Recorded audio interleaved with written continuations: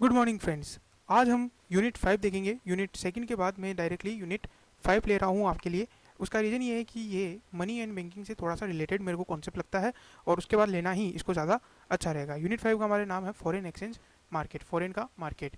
Now foreign exchange या ये सारी चीज़ें क्या होती है ये आज हम इस वीडियो में समझेंगे। बट उससे पहले अगर आपने हमारे चैनल को अब तक सब्सक्राइब नहीं किया है तो प्लीज़ सब्सक्राइब कर लीजिए, साथ ही साथ बेल आइकन प्रेस कर लीजिए ताकि आने वाले हर एक अगले वीडियो की नोटिफिकेशन आपके पास आती रहे। चलिए स्टार्ट करते हैं। अब जो हम यूनिट नंबर 5 ले रहे हैं, यूनिट 5, इसके भी दो पार्ट है। एक है फॉरेन एक्सचेंज रेट और दूसरा हमारा है बैलेंस ऑफ पेमेंट। इन दो यूनिट्स को हम वन बाय वन करके समझेंगे। आज का हमारा यूनिट है फॉरेन एक्सचेंज रेट। अब इसे हम समझते हैं।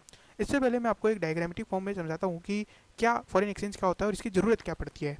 पिछले वाले वीडियो में हमने मनी की ज़रूरतों को समझा था और हमने ये समझा था कि इंडिया की जो मनी है उसे हम रुपीज़ बोलते हैं, ठीक है। ये इंडिया की करेंसी है। उसी तरीके से यूएसए की भी कोई करेंसी होगी। अगर आप में से किसी को नहीं पता है तो मैं बता दूं, यूएसए की करेंसी को हम बोलते हैं डॉलर और उसे हम इस तरीके से डिनोट करते हैं, डी के ऊपर जो है सीधा हॉरिजॉन्टल लाइन, और रुपीज़ को हम कैसे करते हैं, आर लिख करके वर्टिकल लाइन, ठीक है। ये आपको सबको पता है।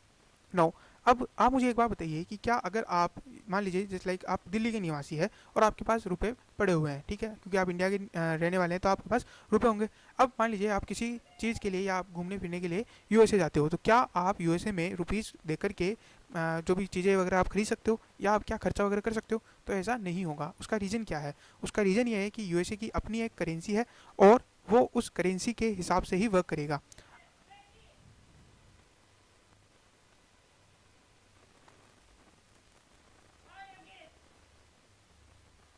तो आप यूएसए जाकर के पैसे खर्च नहीं कर सकते, आप रुपए वहाँ पे जाकर के खर्च नहीं कर सकते, क्योंकि वहाँ की अपनी एक करेंसी है और वो उस चीज़ को डिमांड करेंगे, ठीक है। आपकी करेंसी वहाँ पे नहीं चलेगी, आपकी कंट्री की करेंसी वहाँ पे नहीं चलेगी। चाहे आप अब अगर इसी तरीके से अगर आप श्रीलंका भी जाओ जो कि आपके बिल्कुल पास में ही है, वहाँ पर भी कई हद तक रुपीज़ करेंसी नहीं चलती है। हालांकि नेपाल वगैरह देश में क्योंकि उनसे हमारे अच्छे संबंध है तो वो हमारे रुपये को एक्सेप्ट कर लेते हैं। हालांकि जो अलग अलग कंट्रीज़ है, जो बाहर की, जो बहुत ज़्यादा बाहर की कंट्रीज़ है, उनमें हमारी जो करेंसी है वो एक्सेप्ट नहीं होती है। तो अब इसका तोड़ क्या है? इसका तोड़ ये है कि हम एक दूसरे से फॉरेन एक्सचेंज यानी कि हमारी एक दूसरे की करेंसी को एक दूसरे के साथ एक्सेप्ट करें। यानी ये जो यूएसए है वो रुपीज़ को भी ले और दूसरा हम इंडियन जो है वो डॉलर को लेना चालू करें। अब ऐसा हरगिज़ पॉसिबल नहीं है, क्योंकि हमें हमारे बैंक पे बिलीव है। हमें यूएसए के बैंक पे क्यों बिलीव होगा? चलिए मान लेते हैं यूएसए एक स्ट्रॉन्ग कंट्री है, वहाँ पे आप सोच सकते हैं। मान लीजिए एक ऐसा देश जिसका आपने अभी तक नाम ही नहीं सुना, लाइक कोई सा भी आपने, क्योंकि देखिए अगर मैं कोई भी नाम लेता हूँ तो हो सकता है कुछ कहे, तो कोई भी एक ऐसा देश है जिसका आपने अभी तक नाम भी नहीं सुना हो, तो ऐसे सिचुएशन में क्या आप उस कंट्री की करेंसी को एक्सेप्ट करेंगे? ऐसा नहीं हो सकता।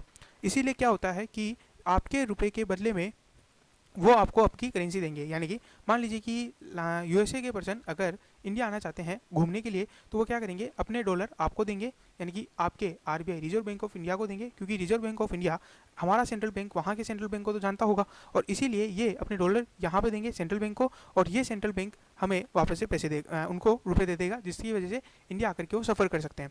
अब समझते हैं foreign exchange rate. Foreign exchange rate का मतलब हो गया, फॉरेन एक्सचेंज का मतलब क्या हो गया कि all currencies other than the domestic currency of a country, यानी कि हमारी कंट्री को छोड़ करके बाकी अलग कंट्रीज़ की जितनी भी करेंसीज है उन सबको हम क्या बोलते हैं, फॉरेन एक्सचेंज या फॉरेन करेंसी।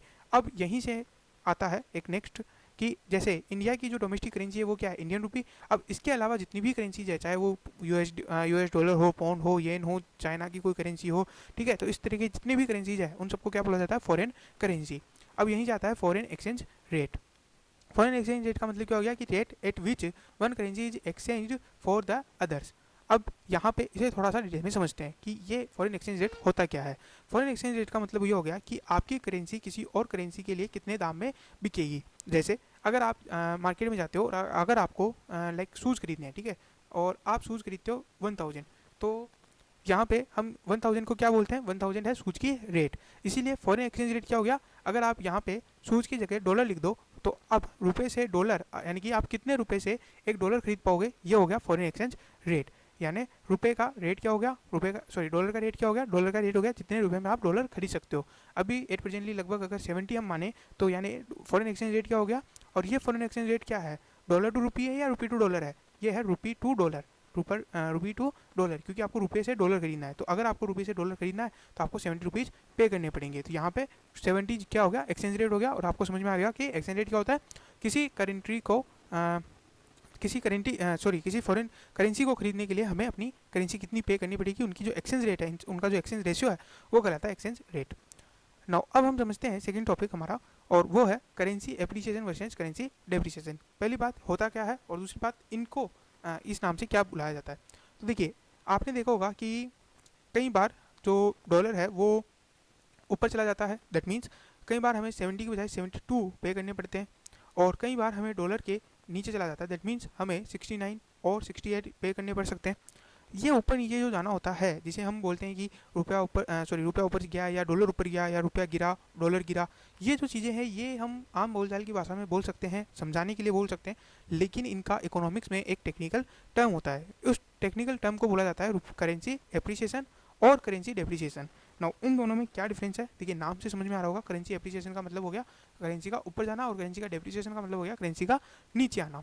अब इसे यहीं पे थोड़ा सा थ्योरेटिकली समझ लेते हैं। डेप्रिसिएशन का मतलब क्या है कि refers to decrease in the value of domestic currency in terms of foreign currency. Effect of depreciation, अब डेप्रिसिएशन का इफेक्ट क्या होता है, ये आपके जो कॉमर्स स्टूडेंट आपको ये जानना बहुत ज़रूरी है कि डेप्रिसिएशन इंडिया के लिए हमें क्या इफेक्ट में डालेगा। तो देखिए, इंडिया के लिए मान लीजिए कि डेप्रिसिएशन होता है, लेट्स से कि 70 जो डॉलर था वो यहाँ पे था, उससे ये होकर के 72 डॉलर हो गया।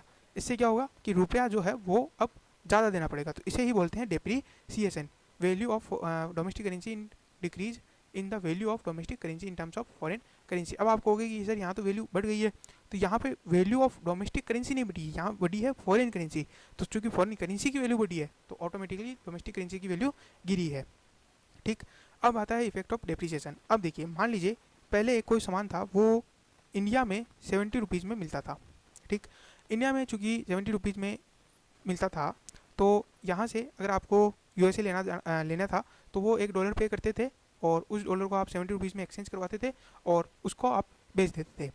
अब मान लीजिए ये जो रेट है वो हो गया 72। अब इन्हें क्या $1 पे करना पड़ने की ज़रूरत है? नहीं, ये कुछ फ्रैक्शन में आएगा, लेकिन इन्हें $1 पे करने की ज़रूरत नहीं है। ये अब कम से भी काम चला सकते हैं, लेट से $0.98 से ही इनका काम चल जाएगा, क्योंकि 0.98 से ही $70 रुपीज़ में कन्वर्ट हो जाएंगे।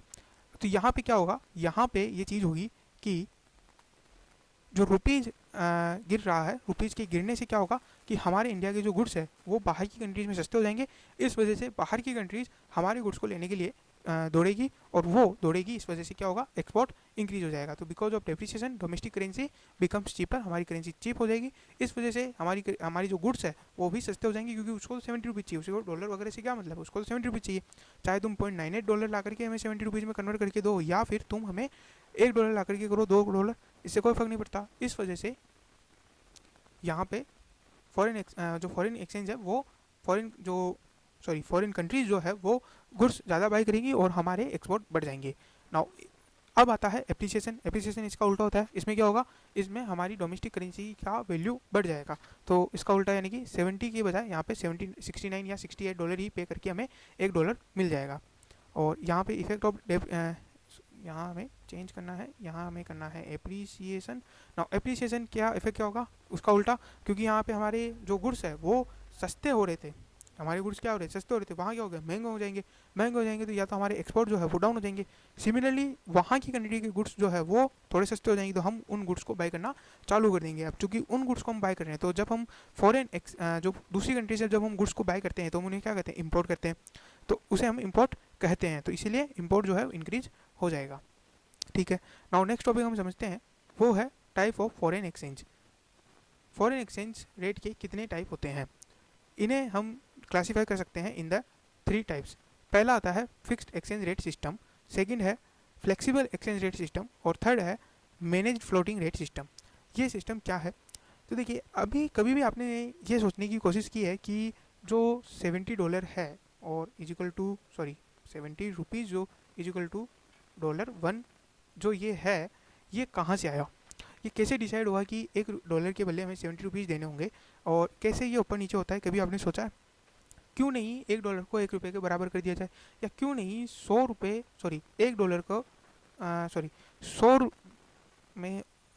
$100 के बदले आपको $1 मिले, ऐसा क्यों नहीं हो सकता? ऐसा इसलिए नहीं हो सकता क्योंकि कुछ सिस्टम है जिस वजह से ये रेट डिसाइड होते हैं, वो सिस्टम कौन कौन से हैं वो हमें यहाँ पे डिस्कस करने हैं। अगर आप देखेंगे तो जब हम 1947 है and if I am not wrong, लगभग हमारा $1 1 रुपये के बराबर था, जो कि आज गिर रहा है। ठीक है, रुपये का गिरना या बढ़ना क्या है, सही है गलत है, वो हम अगले वाले जो नेक्स्ट जो हमारा लेक्चर होगा उसमें हम डिस्कस करेंगे। बट यहाँ आप समझिए टेक्निकल चीज़ को कि ये जो रुपया गिर रहा है या रुपया बढ़ रहा है ये क्यों होता है। तो इसके तीन तरीके से इसको सिस्टम को मैनेज किया जाता है। पहला है fix exchange rate system.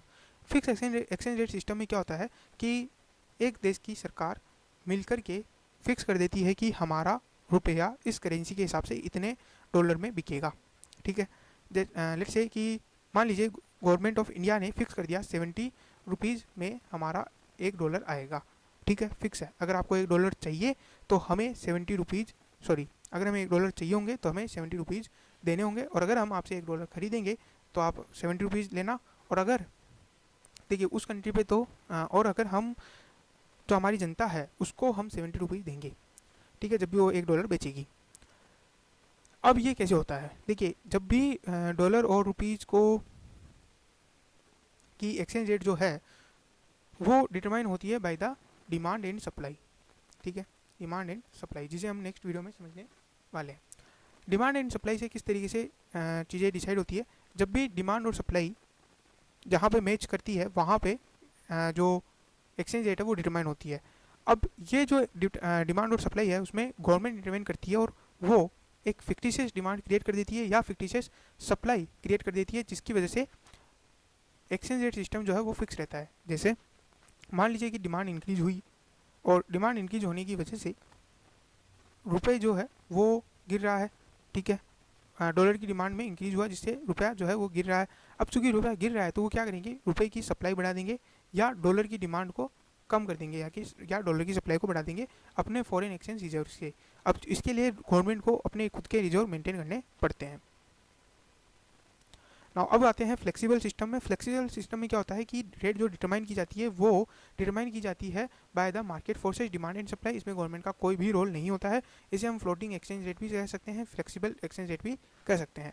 Manage floating में क्या होता है, इसमें मार्केट के द्वारा ही डिटरमाइन की जाती है, लेकिन गवर्नमेंट एक टारगेट सेट करके रखती है कि इस टारगेट के अकॉर्डिंग ही चलना चाहिए। जैसे गवर्नमेंट ने लिख दिया कि 69 से 71, अब 69 से 71 ही अगर फ्लक्चुएट हो रहा है तब तो ठीक है, अगर इससे ज़्यादा ऊपर चला जाता है या ज़्यादा नीचे चला जाता है तो गवर्नमेंट खुद आकर के यहाँ पे उस चीज़ों को मैनेज करती है। कैसे मैनेज करती है, वापस से वही अपने फंड को इंट्रोड्यूस करेगी या अपने फंड को निकालेगी। ठीक है, और इसे हम डर्टी फ्लोटिंग के नाम से भी जाने जाता है। नाउ अब आता है फॉरेन एक्सचेंज मार्केट, इसे हम देखेंगे नेक्स्ट वीडियो में। चलिए आज के लिए इतना ही। Thank you very much for listeners, good day, good bye.